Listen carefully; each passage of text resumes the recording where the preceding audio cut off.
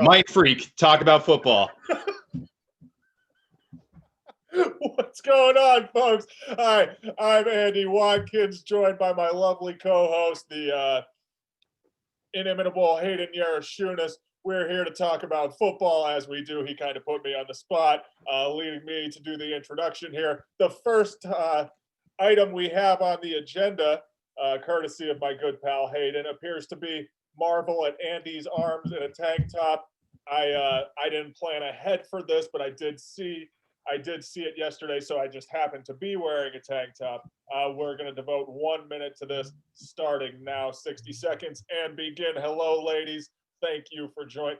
I don't even think I could do this for a full minute. I'm sorry. No, and I don't think you need to. That was a lovely introduction. I did put it on the spot. I had it planned for a while to see how it went. I thought you did a really lovely job. We are here at an unique time for us. It is 1:46 p.m. on a Monday afternoon.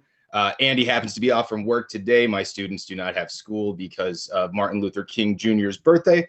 So we're doing it at a new time. We actually are going to be moving forward, working on doing this on Mondays as well. So you guys can look forward to seeing us even a day early. Andy, how was your weekend, buddy? It was great. I ate a lot of unhealthy food. There was a Baconator in there somewhere. There was some s'mores cheesecake that was delightful. Chicken wing pizza, which is not sitting well in my gut today. But I went and got a juicy pump on, knowing that we were going to marvel at my arms off the top. So, I'm bright-eyed, bushy-tailed here in the afternoon rather than the doldrum of the evening when we usually do this. So I'm hoping the sunlight will help reinvigorate me a little and give me some more juice. Last week, I wasn't myself. I was a little down in the dumps. I've managed to repress the Steelers' loss a little more. I've just tucked it down in the depths of my soul, never to appear again until like a month from now. And we'll get to that gut punch later on. I'm happy today. Ready to talk about football. Yeah, we have certainly wallowed in self-pity enough. Now moving forward, we are going to have a brighter outlook. We are ready to go here. Had a wonderful weekend of football.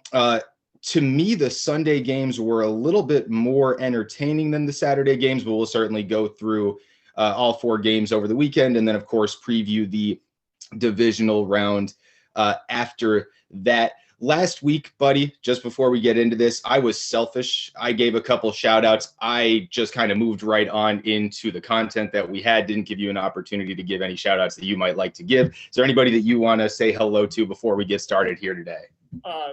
I want to echo your sentiment. Tim Chandler is an absolute workhorse, a beast, a goddamn bulldozer. Tim, thank you for listening. Thank you for the plugs. Please continue to do what you're doing. You're excellent. Both Borsucks, the two most important ladies in my life, of course, my mother and my dear pumpkin Amanda, who probably didn't listen to this point, but she does like, share, and subscribe, which is most important. And of course, all our loyal listeners. Now, I'm going to, you put me on the spot before, I'll spearhead the charge and jump into the football. How does that sound? I love it. Do it, buddy.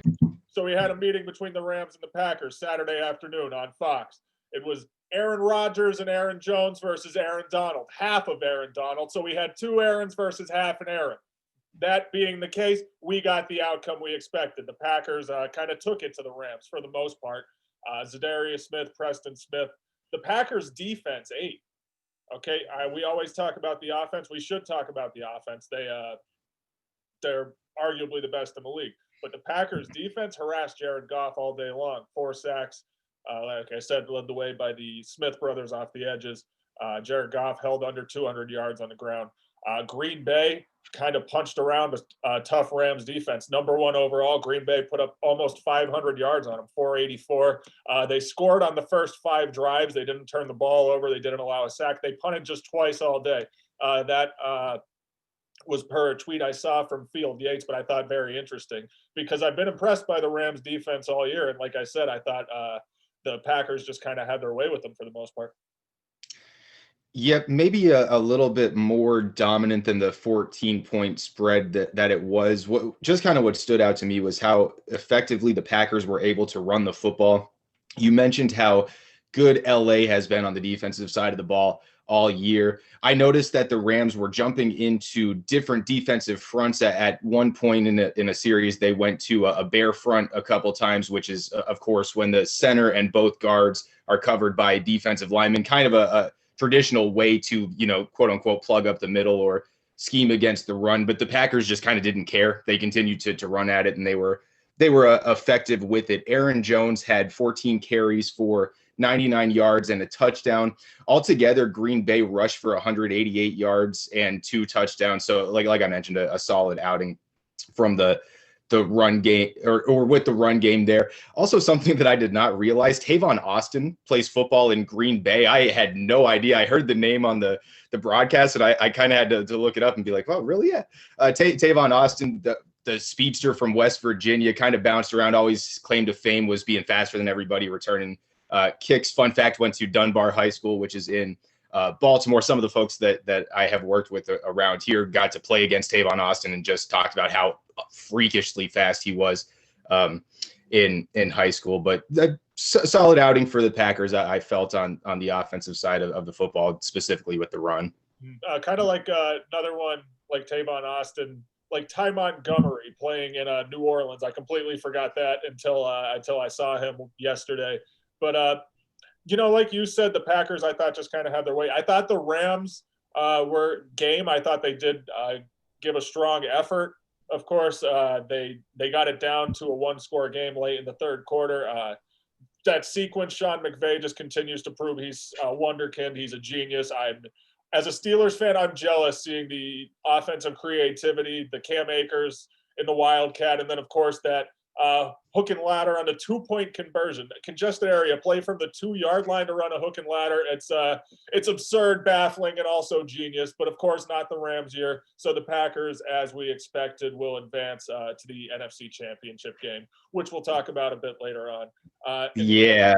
Hey, I want to get to the Sean McVay thing too, because you don't it's often underappreciated, the ballsy play calls at the time, at spots in the game. Like you mentioned, you don't run a hook and lateral on a 2-point conversion. It's never, we don't see that ever. That's sort of like an end of half type of thing, or just something to spark your offense, right? Kind of goes back to like Boise State in the 2007 Fiesta Bowl, right, with their Statue of Liberty in a big spot in a crucial moment, right, having the balls to kind of run that. I'm going to go to the Philly special from Super Bowl 52, 4th and goal, running that sort of reverse and then pass to Nick Foles. It takes a lot of guts to make a call like that in that sort of spot. It was the reason that I think it was one of our first podcasts, I had defended Greg Williams for sending a blitz against the Raiders when the Jets lost that game in just devastating fashion. But that's something that good coaches do, right? That's something that if it works, you look like a genius. If it doesn't work, you look like an idiot. And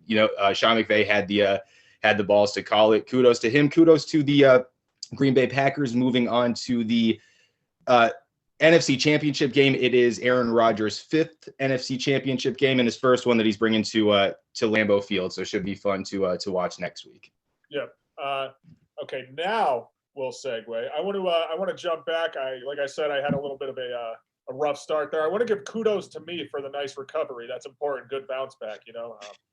We're always something more of a second half team. I'm glad to see that's continuing. I think we'll continue to climb the ladder here as we go on. So everybody who's made it this far, please keep listening. I promise we only get better as we go on. Anyway, I'm not going to keep babbling. Yes, I am. Second game on Saturday slate, the number 5 seed Baltimore Ravens went into Buffalo, took on the number 2 seed Buffalo Bills. 17-3 in favor of the Bills final score. But this game, in spite of the low scoring output, in spite of the 2-score deficit, was a lot more entertaining than that for the majority of it. At least I thought. Yeah, no, certainly an entertaining game. We had kind of anticipated that this game was going to be the game of the weekend, the one that was most exciting. Maybe not from like an offensive fireworks perspective, but the competitive nature of the game was a lot of fun to watch. It was weird because we had talked about the weather kind of going into this game not really being a factor, and how Lamar Jackson hadn't played in snow before and the whole nine. And we didn't account for the wind, even though I feel like the the wind was not, whipping around maybe outside the stadium. In the stadium, it certainly was swirling. Justin Tucker missed 2 field goals in the first half. His first game ever missing 2 field goals under 50 yards. He's usually automatic, one of the best in the league, one of the best to do it, right? Tyler Bass on the other side for Buffalo missed 2 field goals as well. So that sort of paints a bigger picture, because I know that there was some miscues from both quarterbacks, especially when throwing the ball deep. Lamar Jackson never really looks accurate, but kind of looks off the mark a little bit. But Josh Allen missed a couple of throws that he doesn't miss this year. So I think the wind might have kind of played a factor in there as well for that game. But the Bills, with their 17-3 win, will make their first AFC Championship game since 1993. It was the year I was born, right? So 27 years later, they are heading to the AFC Championship game. We'll head into Arrowhead next week to play Kansas City. What else do you see from this game, buddy? I mean, of course, the biggest highlight, what everybody will remember was the Lamar Jackson, or should I say Teron Johnson, pick 6 right at the end of the third quarter, kind of that 14-point swing, which wound up being the difference in the game. Of course, at the time, the Bills were up 10-3. The Ravens were threatening on the doorstep. Lamar Jackson's pass to Mark Andrews, kind of airmailed Teron Johnson, undercuts it and is off to the races. Notably, because we always wax poetic about how great the Bills' offense is, this is the Bills' 4th defensive touchdown in their last 6 games. I checked that. I double-checked that because that's remarkable. There was a Josh Norman pick 6 in there. Teron Johnson, this is his second pick 6. The first was against my Pittsburgh Steelers, and Jerry Hughes had a fumble he recovered and took to the house against the Broncos late in the season. Also, notably for the Bills defense, they had 4 sacks against Baltimore, 2 from Jerry Hughes again. Levi Wallace, Mario Addison also chipped in. And the Bills held Baltimore to 150 rushing yards. Now, typically 150 rushing yards isn't a number you shoot to hold a team to, but Baltimore is a different beast. They average 192 yards on the ground per game, almost 200. During their 5-game win streak, they were well over 150 every game. I checked this. The last time Baltimore was held to 150 yards or less was against Pittsburgh Steelers late November. That was the last game Baltimore lost until this one. So while, of course, Baltimore is going to get their yards on the ground, I thought Buffalo did a tremendous job holding them in check, not letting them beat them the way Baltimore tends to beat teams. Yeah, the Ravens, right? We talk about recipes for how to, win games, or at least give your team a chance to win, right? Keeping the Baltimore Ravens run game in check is certainly a way to do that, and we saw that on Saturday. A way that, or a recipe, I guess, that Buffalo uses to win the game is when Josh Allen and Stephon Diggs are able to have the connection that they've had all year. We've talked about how it doesn't seem like this is the first year that they're playing together. It seems like they've been playing together for a decade. This was Stephon Diggs' 9th game this season with over 100 receiving yards. In this game, he had 8 receptions for 106. In that span, the Bills are 8-1 when Stephon Diggs has over 100 yards receiving. So that's sort of a recipe for success, right? With Josh Allen and Stephon Diggs are successful, the Bills are successful as well. So that's a recipe that they could take into Kansas City, who by their own right, and that's what we're going to get to next, right, had a pretty solid day defensively yesterday against the Browns. But once again, kind of kudos to the Bills' first AFC Championship game in quite some time. It's going to be a whole lot of fun to watch them play next week and moving forward. Yeah, absolutely. This I kind of wasn't the shootout, the offensive fireworks we were expecting, but I don't think that should serve to discredit either Josh Allen or Lamar Jackson. And I know typically I'm something of a Ravens detractor by nature, but this is just, the Bills are a buzzsaw. I thought really Lamar Jackson, until he was knocked out of the game, played largely composed. Like he kept the Ravens within a puncher's chance all game long. Really just, I thought, a well-contested game between two upper-tier AFC foes. Hopefully we see more of these two duking it out in the future, and I think we will. Um, Another game featuring two young, promising AFC quarterbacks, which you just alluded to a bit there briefly, which kicked us off on Sunday afternoon, was the Kansas City Chiefs welcoming the Cleveland Browns into Arrowhead. Game a lot closer than anyone expected it to be, I think. The Chiefs wound up squeaking by 22-17. Of course, the headline from this one is Patrick Mahomes was knocked out with a concussion late in the third quarter. The Chiefs did manage to squeak by, but again, all eyes will be on Patrick Mahomes' status going into the conference championship. Yeah, and for good reason. I mean, the dude is the best football player on the planet. I thought that it was noteworthy how the Kansas City Chiefs were able to lose, again, the best football player on the planet and still go out and close out the game and win. This was the Progressive versus State Farm Bowl. We see the commercials all the time with Patrick Mahomes versus Aaron Rodgers. So a lot of fun to watch those quarterbacks duke it out. Talked about ballsy play calls before. Andy Reid on a 4th and inches to seal the game with 35-year-old Michigan product Chad Henne at quarterback for, again, Patrick Mahomes, who's not on the field, calls a rollout pass. Tyreek Hill runs a whip route or kind of slants in for a few steps, then whips back out towards the sideline. He ran an excellent route. Chad Henne threw the ball where it needed to go. Tyreek Hill stayed in bounds, right? Sort of at the end of that play, went down, stayed in bounds, put the nail in the coffin for that game. So kudos to Andy Reid for believing in the plays that he calls, for knowing that he has a system that's going to work and believing in it no matter who is his signal caller. The Browns showed a lot of fight. I have behind me, the Browns is the Browns. It's something that's been used for them sort of as a gift and a curse, so to speak. But the Browns played their asses off all year. They earned the respect of pretty much everybody in the National Football League. So kudos to them. Kudos to Kevin Stefanski as well, first year as head coach, going to the divisional round of the playoffs with the Browns, who hadn't been there in quite some time. A lot of feats for the Browns. So solid outing for them this season.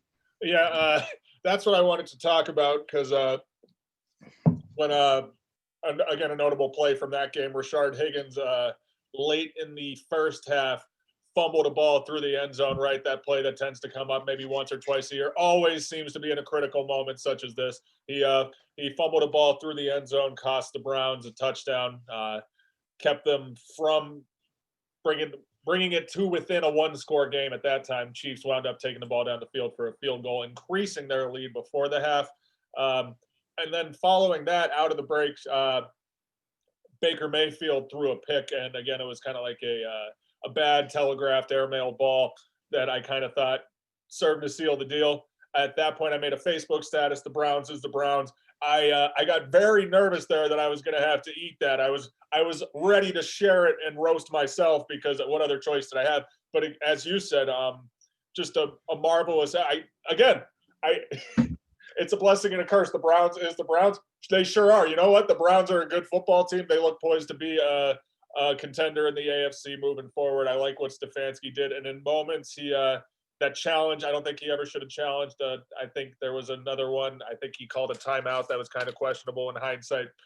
But I don't think at any point he was necessarily like badly outcoached. The moment didn't look too big for him. The Browns were game.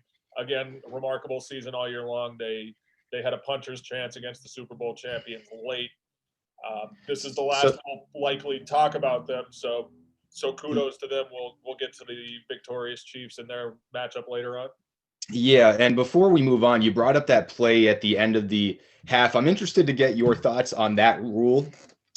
Where if an offensive player fumbles the ball through the end zone, it is a touchback for the defensive team. Saw a lot of folks kind of have an issue with it. Of course, it comes up in big spots, and it seems like it happens every time that I have somebody on a fantasy team that I need to score. That kind of happens and rips my heart out. But do you think that that's a fair rule? Do you think that it should be modified in any way? Do you have any strong feelings on it? I honestly, I didn't, and this has come up so many times in the past. This isn't the first I've seen it, obviously. I did read, I was reading through Steelers message boards last night. One of the comments somebody suggested was that rather than an automatic change of possession, was that the the offense, the team with the ball that fumbles out of bounds, rather than lose possession, they'll spot them back at their 20-yard line, the opposition's 20. So, they're right on the tail edge of the red zone. I like that. I like that as a solution. It's like, we're not going to put you right back on the doorstep. There's a significant penalty to be pushed back to the 20, obviously, but it's not so devastating as to lose possession there. I do like that as a solution, but I'm not bothered by the rule as it is. No. Yeah, it's almost like reverse engineering the touchback, right? It still is in theory a touchback, but just the offensive team retains the ball.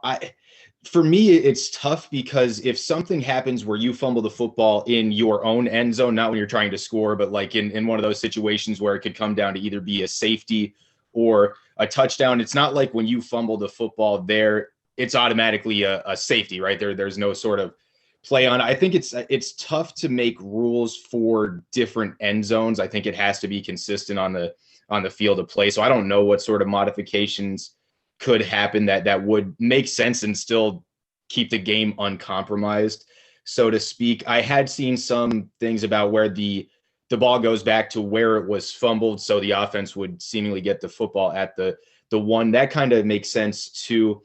I don't know. It's just one of those tough things. A lot of folks have some opinions on it, but I figured I would get your thoughts on it. It's kind of staying with opinions and things that are odd. So we talked in this game about some football stuff. Let's talk about some stuff that's fun. So Patrick Mahomes puts ketchup on steak. It's in one of his commercials. He puts a whole bottle of ketchup on his steak. A lot of people think that is a weird condiment food pairing, so to speak. So you got any weird food condiment kind of pairings, or just weird food pairings in general that you'd like to admit to? I guess a few. I don't know that they're necessarily that weird, but I guess you wouldn't find them on any restaurant menu, so they may be worth noting. One I do like is a peanut butter and butter sandwich. I know it does sound unusual maybe, but there's something of the textures complement each other very nicely. In my doldrums of Steelers depression for the last week, last Saturday, I guess, I popped the top off a jar of icing I've had in my cabinets. I've been eating that with a spoon for about a week now. Yesterday, I decided to put that on a Nutri-Grain bar. Buddy, that slapped. That was like an upgrade on a Pop-Tart. Highly, highly recommend that. Again, I don't even think that sounds bad or off-putting, but it isn't something you'd think of unless, you're a wonderkin like me or Sean McVay, and, we're always innovating. So if you have a frosting and a Nutri-Grain bar laying around, highly, highly recommend that. Another one I was put off by for most of my adult life was the pairing of both mustard and mayonnaise on a sandwich. I might have to walk that back. I recently decided to conquer my fears, try that. Just a light spread of mayo and then my usual allotment of mustard on opposite pieces of bread, of course. And I quite like the outcome. I may have been wrong about that one. If there's one thing that we could be sure of, it is that Andy Watkins will be a transformative key to the food game. He's got all sorts of good stuff. The frosting on the Nutri-Grain bar sounds awesome. I'm not gonna lie. We had talked about the peanut butter and butter sandwich last night and kind of what bread you put it on. Maybe in one of those like cinnamon swirls or like something with raisins in it, give it a little bit of sweetness as well. Might enhance that. I'm not mad at the mayo mustard thing either. Fan of that on my cold cut sandwiches. So for me, the weird food condiment pairing, it's not weird to me, but my wife makes fun of me for it sometimes. I like ketchup with my pierogies. And I'd like to kind of make a disclaimer here, because I know a lot of the folks that listen to us either reside or have resided in the northeastern part of Pennsylvania. When I'm talking about pierogies, I'm not talking about church pierogies. I'm not talking about pierogies that you're going to get at a bazaar or like Polish Connection in Plymouth. I'm talking about like the Mrs. T's frozen pierogies that you can buy kind of at a grocery store anywhere. I like to dip them in ketchup. It is, I know it's a weird thing, but if you think about it, right, it's potato and cheese. So those two things in ketchup don't suck too much. So that's kind of the weird food and condiment pairing that I would have. I also like blue cheese with my pizza. Again, people in northeastern Pennsylvania probably won't think that's weird, but if anybody's listening in other parts of the world, that might be a weird pairing too. But figure we get some fun in there with the Chiefs and the Browns. Yep. Another weird food pairing, another weird food pairing is avocado and ice cream, which our beloved Tom Brady is known to eat. Yes, excellent. Bravo. Fantastic transition. Yeah, so the Bucks and the Saints kind of capped off the weekend last night on Fox. Got to watch Tom Brady and Drew Brees square off in the playoffs for the first time. It was awesome. You kind of saw it was everywhere where Tom Brady and Drew Brees had that moment before the game. Tom Brady was out there throwing the ball to Drew Brees' kids, which, I mean, imagine being Drew Brees' kid. Yeah, I'm just going to go play catch with Tom Brady out on the field, and then when I go home, I'll play catch with my dad, who is also Drew Brees. Pretty solid. Awesome game. Drew Brees looked a little bit like a shell of himself. Tom Brady is 18 months older, but Drew Brees certainly did not look like he was younger than Tom Brady. This was Tom Brady's 43rd playoff start. He's also 43 years old, which is ridiculous. Rob Gronkowski also in his 10th year in the league. This is the 10th season that he's been in the playoffs. He's been in the playoffs every year, so also ridiculous. But had some help from the guy that I mentioned previously in Tom Brady. Might be the last time we see Drew Brees in a Saints uniform. We talked about it last week, but if it is, hell of a ride. Yeah, I fitting game to end the weekend. I loved this game. It tugged at the heartstrings really because it felt like possibly the end of an era. Like this is likely the last time Tom Brady and Drew Brees will duel. Likely the last time Drew Brees takes the field. Kudos to me, who called last week Tampa Bay taking out New Orleans. New Orleans did sweep the regular season series, but like I said then, Tom Brady, when in picking the winner last week, I said you'd like to see New Orleans Drew Brees win. It is the sentimental way folks would lean because we knew it was likely his last season. But as I said, Tom Brady has crushed loftier hopes and dreams in the past. He's likely sending Drew Brees packing. Nothing out of the ordinary. Brady's been so many quarterbacks boogeymen. He'll continue to be just astounding. Brady now advances to his, I believe, 14th conference championship game. That's baffling. In this game, he was 18 of 33 for 199 yards, had 3 total scores, 1 on the ground. Tampa Bay's rushing offense hasn't been that great all year long, has kind of come along here.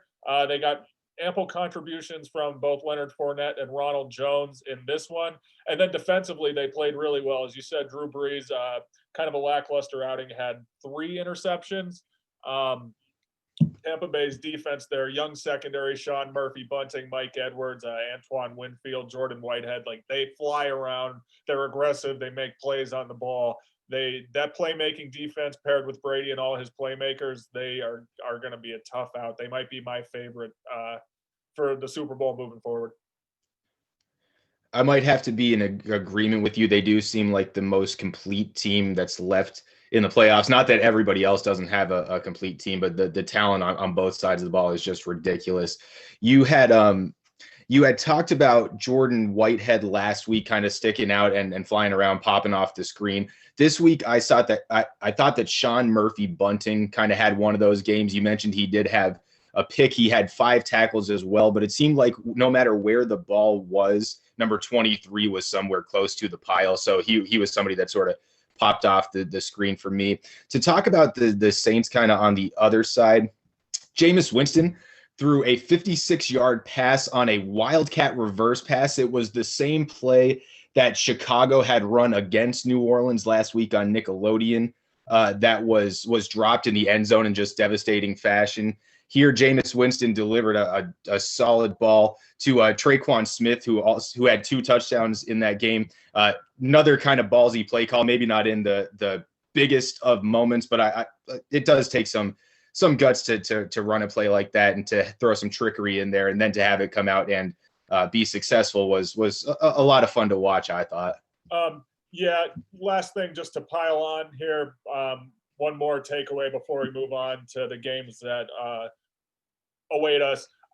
We talked about a lot of studs, standouts on the defensive side of the ball for Tampa Bay. One more, Devin White. Who boy can he ball? He lays the lumber. He is big old man moving at the middle linebacker spot and quickly. An interception and a fumble recovery. Devin White continues to ball out, make plays for that Tampa Bay defense. Just another reason they look like a wagon moving on to Green Bay. Excited to see that outing between Brady and Rodgers.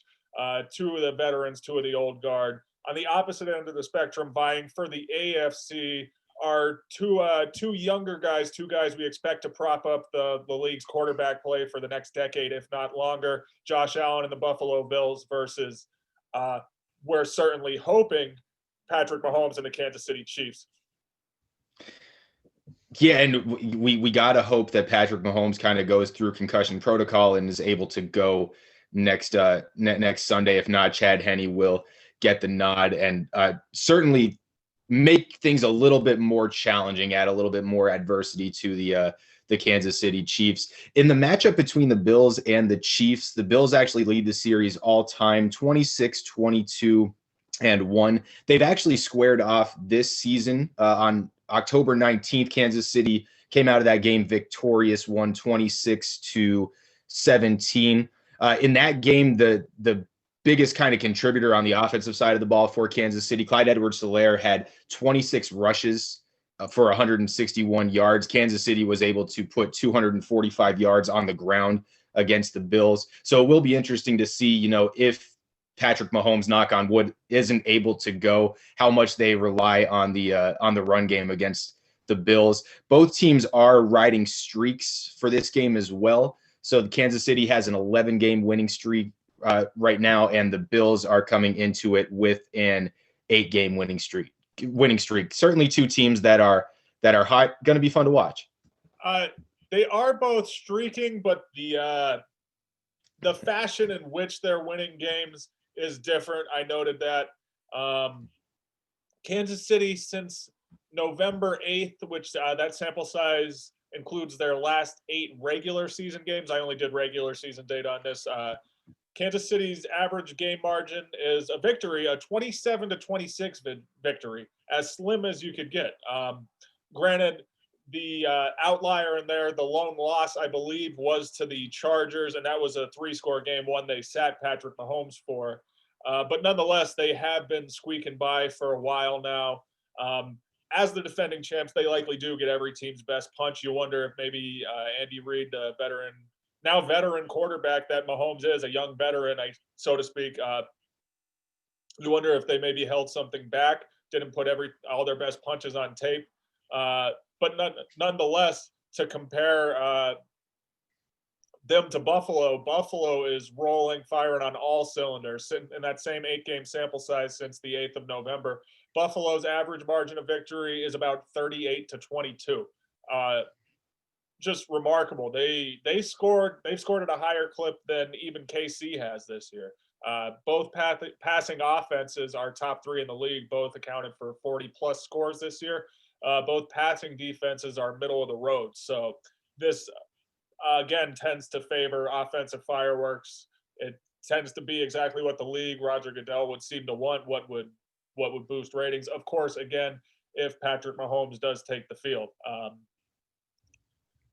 They did seem optimistic.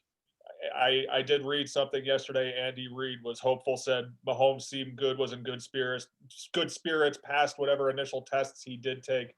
But he is, of course, still in the protocol. You wonder if KC would have any chance with Chad Henne in the game? Certainly would, again, kind of put them at a disadvantage or make things a little bit more challenging for the Chiefs to overcome that. We can't say enough about how good Patrick Mahomes is and how he's able to kind of make everybody around him better. He's only in his 3rd season, and everybody kind of unanimously thinks that he will walk into the Hall of Fame at some point whenever he decides to retire. So missing him for this game would be a blow for the Kansas City Chiefs. I think what this last weekend's matchups kind of showed us was that the Bills can win in a multitude of different ways. They can go out and they can strike with you. They can go blow for blow with you. If you want to turn it into a track meet, they can do that. But they can also squeak out defensive slugfests. That the game with the with the Ravens this weekend, there wasn't a lot of points to be had. They still were able to go out and do what they needed to do to win that football game.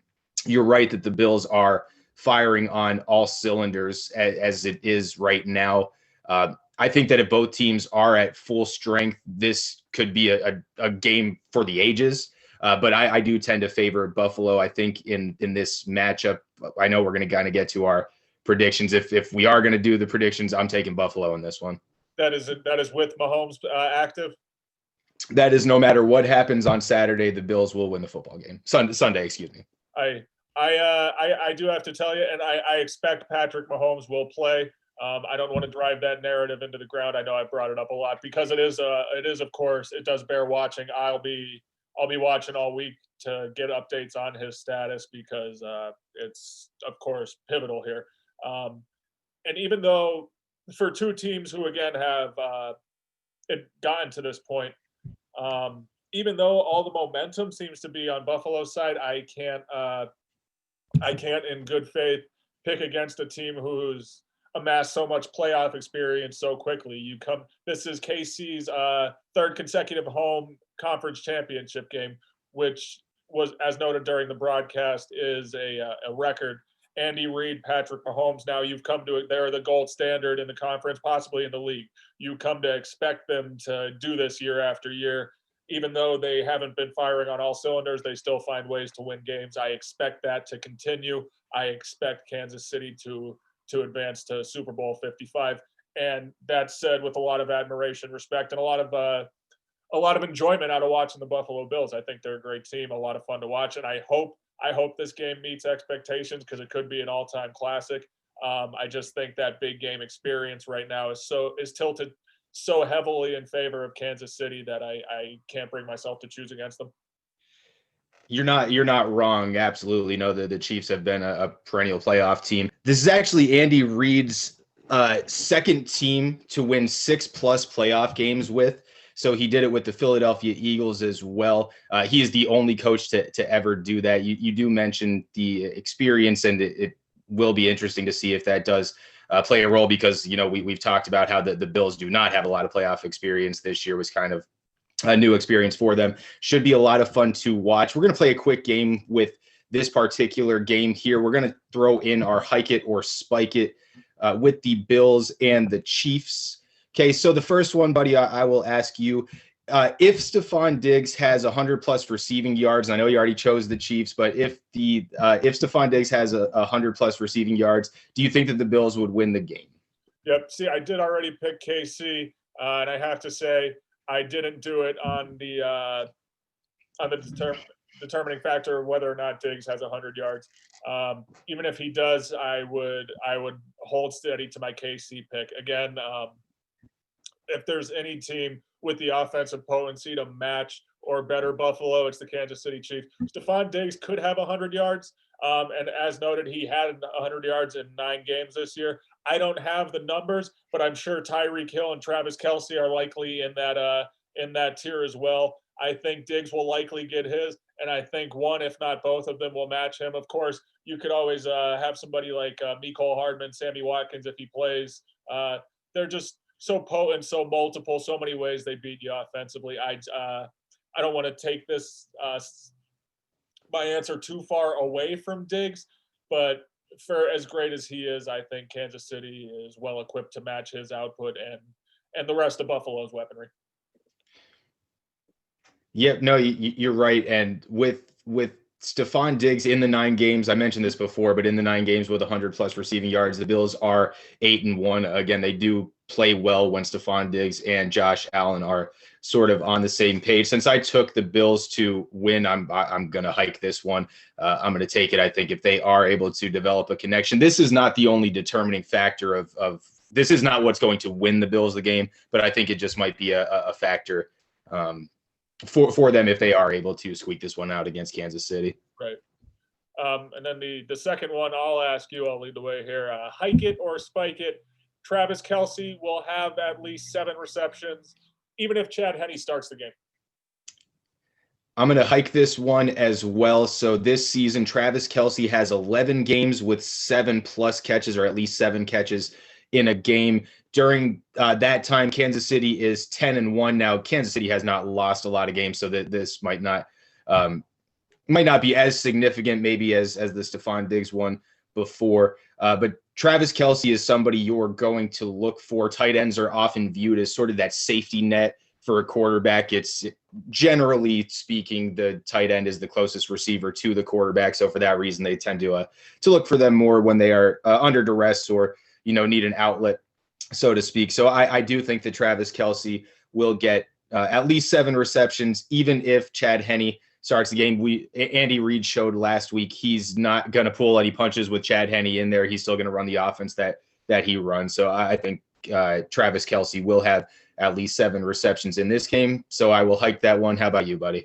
I'm going to hike it as well. Of course, with Mahomes, I think that'd be the case. Even with Henne, and we saw in a brief sample size yesterday, he threw an over-the-shoulder ball to Tyreek Hill, which Hill made a contested catch on. He threw another one over the middle, which was I was impressed with the accuracy of it because it was a pinpoint throw in traffic. I believe that was to Kelce. I could be mistaken. But again, Chad Henne was aggressive, took his shots. So I think even with him playing, Kelce would succeed.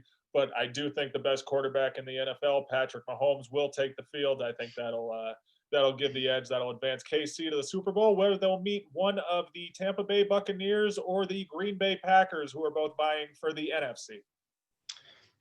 Yeah, mentioned before, this is Aaron Rodgers' first time playing an NFC Championship game at Lambeau Field in Green Bay. Looks like weather might end up being a factor, so we'll have to kind of monitor that as we go throughout the week. Worth noting, the Packers lead the series all time 33-22-1. Tampa Bay won the meeting this season during the regular season 38-10 in Week 6. Aaron Rodgers notably had his worst game of the season, 160 yards, 2 picks. Definitely did not look like himself. So this one's going to be a fun game to watch as well. We've talked about Green Bay's offense, Tampa Bay's defense so far today. Going to be a lot of fun to watch. Yeah, I talked about Tom Brady being a lot of quarterbacks boogeymen. If there's anyone else who's been a lot of quarterbacks boogeymen, from the opposite signal caller's perspective, it's been Aaron Rodgers. These are 2 of the most cerebral, 2 of the greatest of all time button heads. In the postseason for the first time ever. That's exciting. That's why we love football. This is Aaron Rodgers' first NFC Championship game at Lambeau Field. I believe you did note that earlier. It is his 5th overall. Of course, where the outcome is pending. He is 1-3 in his previous 4 attempts. As noted, Tom Brady, remarkable 14th appearance in conference championship games. He's 9-4 overall. The results of this one pending. Notably, Aaron Rodgers was held to his worst game of the season against Tampa Bay in Week 6. As you noted, Tampa Bay won that one going away 38-10. Rodgers was held to just 160 yards, 2 interceptions, no touchdowns. He completed just 16 of 35 passes, a very un-Rodgers-like outing. Just almost likely, I don't have his game log in front of me, but likely the lone outlier from what's been an MVP caliber year. He's blown up box scores week after week. The Bucs were the lone exception. And notably, they harassed him. They got him off his spot in that game. They had 5 sacks, 13 QB hits. They're as potent defensively as maybe any team in the league, certainly any team left. They had 48 sacks and 25 takeaways this year, and they'll need to be up to task again against Green Bay's offense, a top 10 passing offense led by Rodgers, of course, but they're no slouch on the ground. Their run game ranked 8th this year at 132 yards per game, and they're going against a Tampa Bay Buccaneers run defense that is number 1 by a wide margin. They allow a mere 80 yards per game on the ground. So almost across the board, everywhere you look, there does seem to be like an intriguing matchup, whether it's Green Bay's run game, Aaron Jones going against the Bucs' number 1 run defense, whether it's Aaron Rodgers against a young playmaking aggressive secondary we talked about earlier, whether it's Tom Brady going up against a Green Bay defense that still has guys like Darnell Savage, Jair Alexander. Green Bay's defense is no slouch. I'm sorry if I'm babbling too much, but again, they're top 10 against the run or against the pass. They have been middle of the road against the run, but they make plays as well. 41 sacks this year, 18 takeaways. It's just across the board, these probably are two of the most complete teams in the NFC. That's why we are where we are. I'm so excited to watch this game. It should be an awesome game, a great way to sort of cap off or to start the weekend. Is this one starting the weekend or is this one capping off the weekend? Do I have them backwards? No. Yes. We previewed the nightcap first. The AFC Championship game will be the second in command. The NFC Championship game, which we're talking about now, will start us off at 3:05. So a fun way to start the weekend, I guess I should say. You mentioned kind of all the stories throughout the game. The one that I'm kind of most looking forward to watching is the skill players and Aaron Rodgers on the Green Bay's offense versus that secondary that just flies around and makes plays. They have a ton of takeaways. They're actually averaging over 1.5 takeaways per game this season. It's near the top of the NFL. Over the last 3 games, it was up closer to like 1.7 takeaways per game. So it should be a fun matchup to watch. Again, Aaron Rodgers and Tom Brady. It's almost poetic. It's we've certainly been privileged with being able to see these quarterbacks in the NFC kind of duke it out in the postseason. We'll play another game here. Start one, sit one, cut one. We normally do this as its own segment, but we'll kind of incorporate it into the game for us here with the Packers and the Bucks. So 3 things, Andy. You could start one, you could sit one, you can cut one as far as what you think is likely to happen, all the way down to what you don't think is going to happen. So first, we have Tom Brady is going to throw 3+ touchdowns, or at least 3 touchdowns. The second one is Green Bay is going to rush for at least 120 yards. And the third one I mentioned with the takeaways before, with Tampa Bay averaging 1.5 takeaways per game this season. Tampa Bay's defense will have more than 1 takeaway. So start one, sit one, cut one. All righty.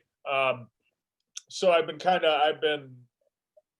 had seen this question as we were working on this document, our preparations throughout the week, and I've been back and forth with my answers. So I'll preface this by saying I'm not entirely confident in any of them, but this is where I've settled right now. So I'll jump in. I'm going to cut Green Bay rushing for 120 yards.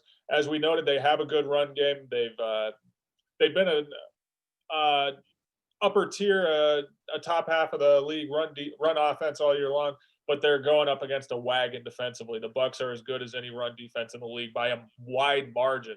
Against Green Bay in Week 6, they allowed 94 yards and a touch. I don't see, and it would be noteworthy if they do. I don't see Green Bay having the patience to trudge along into the line for 120 yards against this wagon of a run defense. I think they're going to try to ride Rodgers to win, which is why I'll take my second one here. My second most confident answer, which is Tampa Bay defense having more than 1 takeaway. I have to say I'm about middle of the fence on that. I can kind of take it or leave it, but I like it more than Tampa Bay allowing 120 plus yards on the ground. They simply do not do that. Where they do make plays on the ball, they do get a lot of takeaways. They do force a lot of pressures. I expect this game to be close throughout. I think Tom Brady will likely press a time or two, turn the ball over, and I think Aaron Rodgers could be prone to following suit in this big moment. I think Tampa Bay's defense will have at the very least 1 takeaway, but all it takes is a bounce here, a bounce there, a batted ball, a drop ball, what have you. All it takes is something minor to disrupt, harass a great quarterback and an efficient offense, opponent offense like Green Bay's into mistakes. So then I'm going to start one here. I'm most comfortable that this will happen is Tom Brady throws 3 touchdowns. Now I'll make my prediction here along with this. I noted I am coming to like Tampa Bay more and more throughout the postseason. I like Tampa Bay to advance here. If they are to advance, then my start has to happen. Tom Brady throws 3+ touchdowns against Aaron Rodgers and Lambeau in the conference championship. You could bet your bottom dollar the MVP of the league is going to throw for 3 touchdowns. Tom Brady here, I think this is his last gasp to match to get his unprecedented 7th ring. And again, I'll say Tom Brady's been a lot of quarterbacks boogeyman. I expect he's going to be Aaron Rodgers this Sunday. I expect him to throw 3-4 touchdowns. Brady advances for the 10th time to the Super Bowl. Nice. All right, cool. And we even got a little prediction in there as well. I'll throw mine in at the end after I do the start one, sit one, cut one. Actually, the one that you started is the one that I'm going to cut. So I believe that this might turn into a ground game. And again, we don't know what the weather is going to look like in Green Bay, but it's always kind of worth keeping an eye on. That could sort of impact what Tom Brady's able to do with his arm.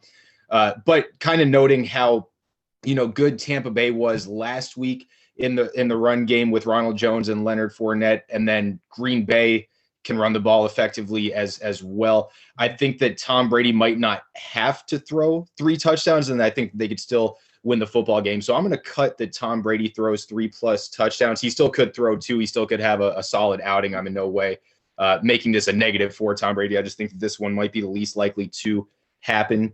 For the start one, I am actually going to start Green Bay rushes for at least 120 yards. I'm kind of taking a different approach. Last week, the Packers were able to rush for 188 yards from scrimmage. So I think that they can still run at the Bucs this weekend. Again, they were playing the Rams last weekend. I mentioned about the defensive fronts. Like the Rams did not make it easy for the Packers to run the football as effectively as they did, but they still were able to put that many yards on the ground. So I think that the Packers will rush for at least 120 yards. And then I do think that Tampa Bay's defense will have more than one takeaway. Aaron Rodgers only threw 5 interceptions all season. Green Bay only lost 6 fumbles this season, but that's not to say that either of those things can't happen, even if everybody is playing it to the best of their abilities. It takes one mishap to force a takeaway, to force a turnover. So I am going to start that the Packers will rush for at least 120 yards. I'm going to sit Tampa Bay's defense having more than one takeaway, and then I'm going to cut Tom Brady's 3+ touchdown performance. So that being the case, if you're cutting Brady throwing 3+ touchdowns, does that mean you expect this to be a low-scoring game, or you expect the likely MVP to come out on top? I think that it might be a little lower scoring, maybe like in that 20 to 25 point range for each team. I think it's going to be a one possession game. It might come down to a field goal or something like that.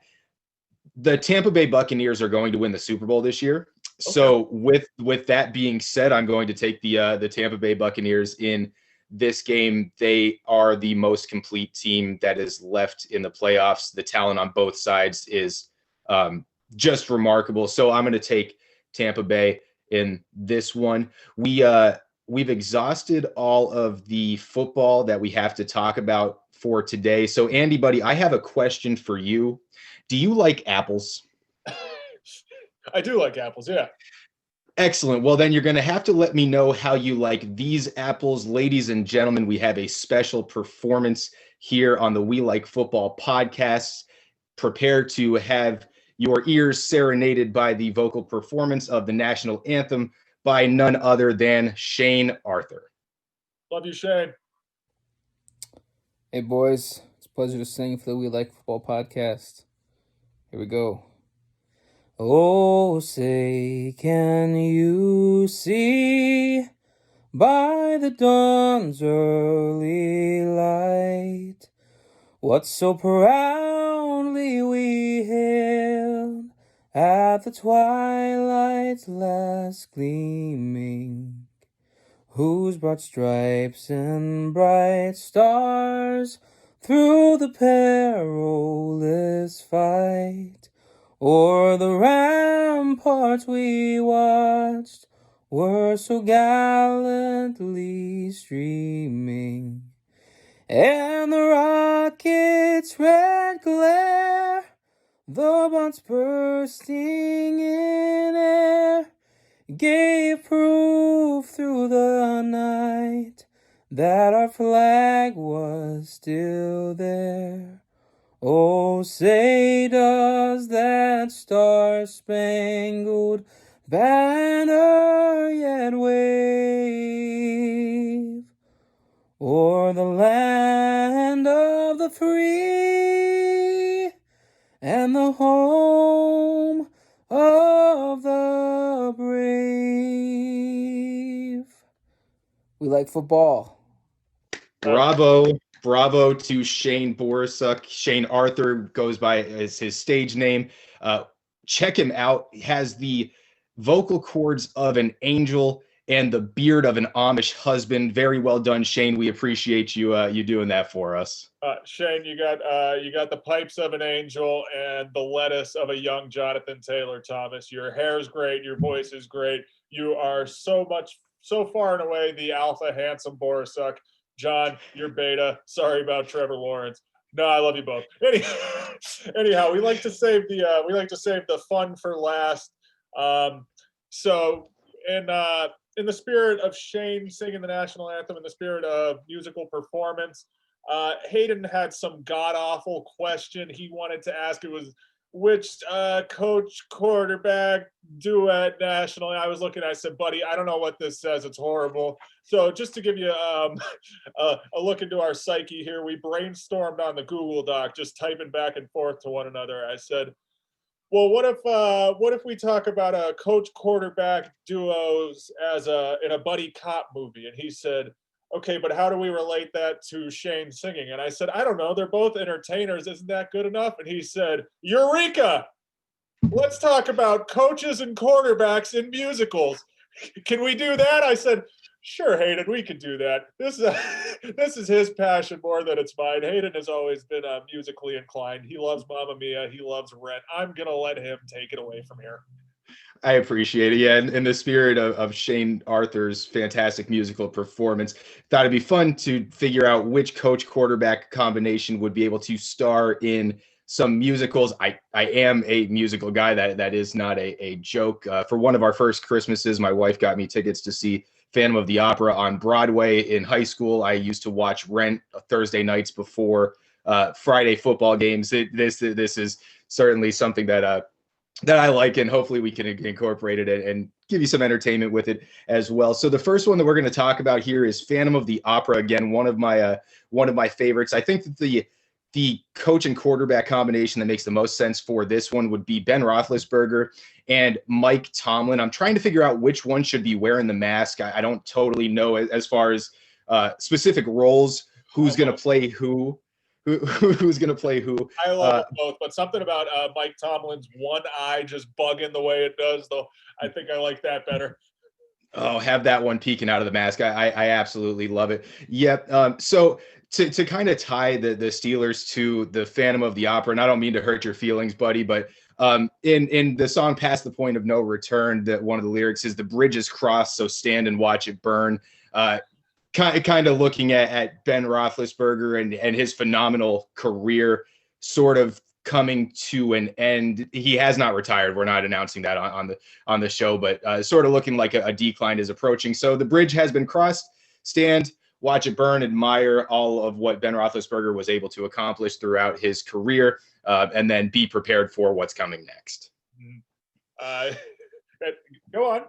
Oh, keep going. Yeah, sure. The next one we have is Grease. So I think that the most fun for Grease would be Bill Belichick and Cam Newton in Grease. I think that Bill Belichick would play a great Danny Zuko, which is, of course, John Travolta's character in Grease, in the movie Grease. And then I think you could just slap a skirt on Cam Newton, call him Sandy Olsen, and that one would be a whole lot of fun to watch. So that would be for Grease. Tell us about Cats, buddy. Yeah, I'll jump in here. This is my lone contribution. Again, looking at the list here, I have Josh Allen and Sean McDermott performing Cats, predominantly because the thought of Josh Allen and Sean McDermott in cat suits with the whiskers and the ears and the tails is quite delightful to me. I'm a simple man. It doesn't take much to make me smile, and I got to tell you, that's doing it.